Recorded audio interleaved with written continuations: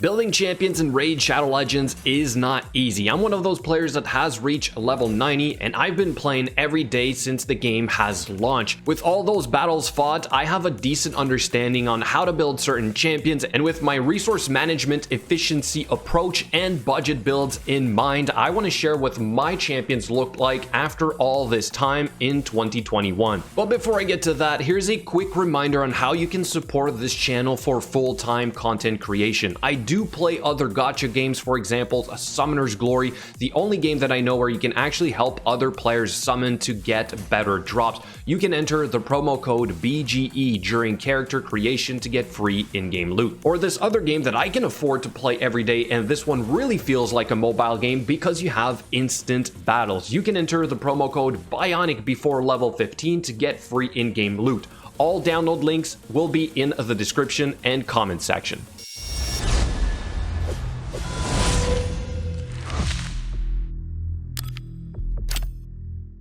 Mr. Sausage, aka VERGUMKAAR, is a fantastic champion. I have to admit that I think he's a fantastic champion, especially if you're looking for a stripper like a Masteries, which you don't have. Then you have Mr. Sausage here. I think he will do the job for most players.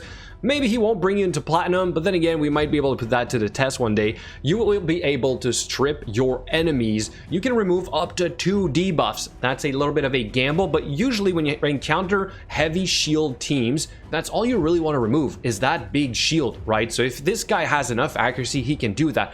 If there are second buffs, he can also remove them, and he's going to give you a 60% decreased defense on those enemies, which is pretty good. If you look at Madame Ceres, she'll do kind of the same thing, but better. But still, if this guy is your only option, perhaps good to work with him. You also have a cleanse on this guy where you can remove the provoke debuffs and you can remove 1 random debuff. You'll also place a 60% increased defense and a shield buff equal to his max HP, or 20% of it, and that makes him a viable candidate for the shield set. On top of that, you have a stun on the A1, which will increase in chance of landing based on how many buffs there are on the target. So sometimes you do not want to strip, you might want to try and take advantage of the A1 instead. And then he is immune to provoke debuffs himself. He can also fill the turn meter by 20% when an enemy attempts to place a provoke debuff. That's also a great counter for teams with, like, let's say Molly or perhaps even a Torment. So guys, in today's video, I want to show you my VERGUMKAAR in action. Before we get to that, I thought some of you might like to know that he also has some reasonable multipliers, apparently. For example, his A1 has a 5 times multiplier of his attack,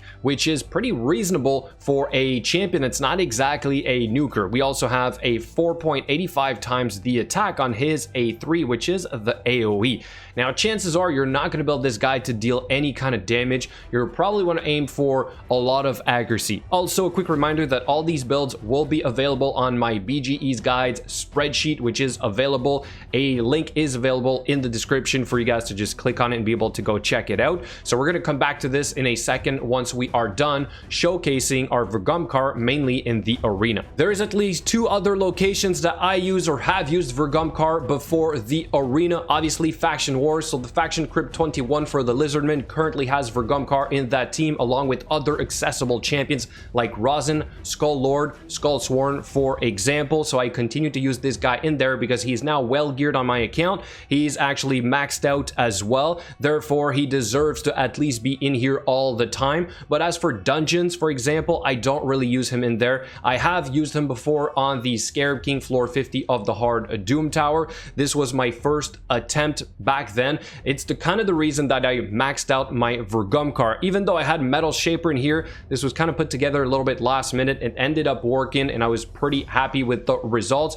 Obviously, we evolved quite a bit since then, but because I maxed out VERGUMKAAR because of the Scarab King, I now decided that, hey, let's try him out somewhere else, which is the arena. So let's get right to it with our first battle. I obviously picked a team that has a big shield champion, so we're going to boost up with our Arbiter. Then we have our Deacon Armstrong going second. We can also reduce that turn meter. Hopefully we place the decreased defense here from Deacon Armstrong. Here I could choose to strip or not strip, but you do want to try and remove those shields. So let's go for it. Let's see, can we get it? We do get it on all of them. Then we can buff up with our new Gimbo the Dishonored, and then we can try and nuke the champions. Now, I did not kill them all because my Gimbo is not exactly well geared to deal a ton of damage. He's in immunity gear. I've been trying this concept out, but here I also want to showcase where we get provoked and we can come out of that with our VERGUMKAAR. All right, so that is a great possibility from this champion, and I think we need to emphasize that a little bit more. So let's see if we can recover from this. Then we cleanse, we go ahead and place that shield buff. We can go back into boosting here with our guy. We can go back into applying, not really decrease defense in this case because they have block debuffs. Let's try and strip those a little bit. Let's bring this Duchess down. Then we take another big hit right there. Let's go for that stun. We didn't quite get it, but we got the turn meter reduction on our Mountain King. Now he has ally protection, going for a little bit more turn meter reduction, going for more turn meter reduction here. And can we make it back to our guy Gumbo here, Gembo? And we're gonna try. We don't really have a choice. So the problem with this guy also is that I only have 70% crit rate, right? So if I go for this, I might not as hard as I would like to, but let's go for it anyway. We do end up getting him down. Okay, so this is a great example of this can work if you have the right stats. Like I said, my Gimbo here is suffering a little bit, but maybe we can bring in another nuker to see the full effect of this big strip. So here we go with our next fight. We have another relatively tanky team. I thought these guys were going to have a shield set. Apparently they do not. So let's see if we can make it around to our Foley, which is sadly a little bit slower. So in a case like this where they don't have major shield buffs, what I'm going to do is probably skip these skills. I want to cleanse when I have debuffs of my own, and you want to strip when you have the entire team to strip. I do have 2 decreased defense on some of these champions, and I know that Foley can hit hard enough to probably kill the Arbiter anyway. So I'm going to go for his A1 to hopefully get a turn meter reduction or a stun on that Arbiter. We do get it, and that allows me to make it to my Foley. Here we're going to try and target this Duchess to see if we can at least bring a couple of them down. Not quite all. That's interesting. We didn't get the block revive on Ursuga, but I guess that overall it still kind of worked.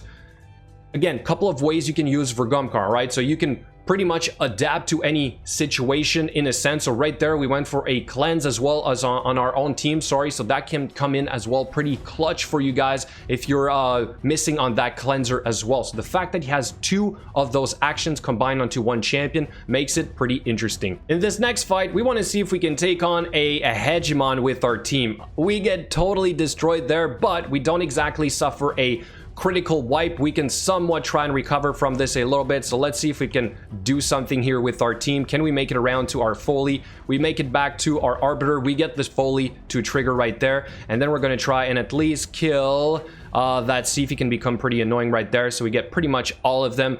So again, this is not perfect. You probably need really end game stats for you to reach this kind of damage output with, let's say, a champion like Foley. I know if I would have brought in my Gimbo in here to kind of try and block the debuffs from Hegemon, it would not have worked. I would have probably taken a wipe because my Gimbo is a lot squishier than my Foley is in a sense. In this next fight, we're going for an even harder team. We're going to have 2 debuffs, at least 2 debuffs, sorry, buffs, 2 buffs on the enemy team, right? We want to see if we can strip some of these guys with our VERGUMKAAR. Do we have the stats for it? Let's see if our guy here as well can play some decreased defenses. We can. Let's go for that strip. We do get some of them, and obviously we're going to try and kill this Duchess number 1. I don't want her reviving anybody, so we at least get her down. Then we get a counter attack, and then let's see if we can finish this here and actually wipe this entire team. Here we go. We're going to take probably a hit right there. Not too bad so far. Provoke. Again, the provoke against Krisk is fantastic. Earlier, I said we had, what's her name? Molly and Tormund, but Krisk is another provoker, and he can be pretty annoying. Right here, we're going to try and remove this guy from the battle because then he's going to lose the ally protection. So let's just go straight for him. Oh my god. All right. Apparently, I don't hit that hard with my guy. Let's boost our turn meter here again. Let's try and just hit them overall. Let's speed boost right here. And then we're going to go. We can't really, unfortunately, control any of them, but let's go for the turn meter reduction. And now kind of the same concept here. We want to try and get this guy down. Not sure Foley's going to be able to handle that with the A1. There, finally, we got it. All right, so now we can try and control these guys a little bit more, hoping for some turn meter reduction right there. And in fact, let's just put it on auto. At this point, all I wanted to prove was that you can use this guy as a stripper even for those hard to kill teams. Even if we lose this fight right here, overall the concept is the same. you strip those shields at least, and that usually allows your nuker to come in here and kill these champions. In the case of Necret, where you have a couple more buffs on one champion, it's not the end of the world if things work out in your way. So yes, it is a gamble. No, it's not a full Madame Series, but guys, it can work. I swear. I think VERGUMKAAR is a little bit underrated. We should be seeing a little bit more of him in the arena. This is another great example, in my opinion. For this last fight, let's try a speed team against a speed team. So we're going to do our full combo here. Hopefully nobody cuts in. Again, nobody should really cut in, as I should be properly tuned. All right, so here we do have some shield buffs. We do want to remove those from my Gimbo to hopefully kill them all this time. So here we go. We strip them, decrease defense, then we can go to our guy, we buff up, and right there, boom. So that's what the full combo should be in immunity, except for VERGUMKAAR, sorry, which is in a shield set. I would have done immunity, as I think this would be a little bit better, but because I just used up all my good immunity gear on other champions, I don't have enough left. So what I decided to do was to create my fastest possible shield set with the highest possible accuracy. And here's what I have on this guy right now: 245 speed. Not that high, but remember that I'm using Deacon Armstrong right now, which allows me to have slightly slower nukers, and this should work overall. We do have a reasonable amount of resistance, certainly not enough to survive those hegemons and torments, which is a little bit of a problem. But what we're trying to do here is to push the accuracy well above 500. In fact, I would be more comfortable with 600 or more. But hey, after all, this is my account. It's still not perfect. So for the individual pieces here, here's what we have. We do have some accuracy and some speed, of course, speed and accuracy. Gloves, speed, accuracy. We have a accuracy chest piece with speed. This is not nice really, but it's the only one that I have. I tried to get a better one recently, no luck. And then these boots are kind of nice here, no accuracy, so there's room for improvement here as well. As soon as I get a pair of 6-star boots, I'm gonna switch this around.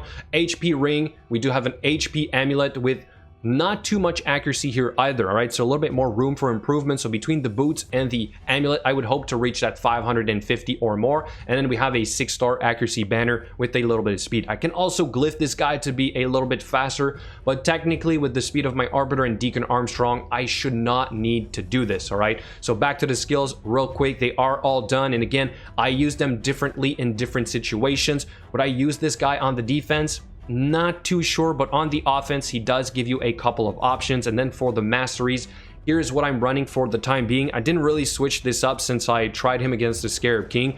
I knew I wanted Eagle Eye for more accuracy, but now maybe I could try and optimize this a little bit. But I would say Evil Eye is pretty important. More resistance is also really important. I think this right here, Wisdom of Battle, is also pretty good. So there you have it, my VERGUMKAAR. Now let's go check out the summary, which, as you can see, he is now a priority #1 on my account in 2 cents, because he has some of my best gear, but also because he's kind of my only reliable stripper until I get either Madame Series or Ramontu Drake's Blood, or the probably more accessible Rian the Conjurer, which I'm going to get hopefully in less than 2 months. She's an AoE stripper, will remove all buffs and place a weaken debuff. So with Deacon Armstrong, I should be covered for all my debuffs before I nuke the enemy team. But for now, VERGUMKAAR in a shield set, 245 speed with HP percent gloves. You see everything right here, mainly used for the arena, was used in the Doom Tower a little bit, and of course is in my Faction Wars team. So what I want to know from you guys in the comments below, what do you think of VERGUMKAAR for end game arena? Of course, this is only gold 4. I didn't really try and push for platinum. I don't know if I ever will with this guy, but he would be my only option. I want to have your thoughts in the comments below. Thank you so much for watching, and I'll catch you guys later.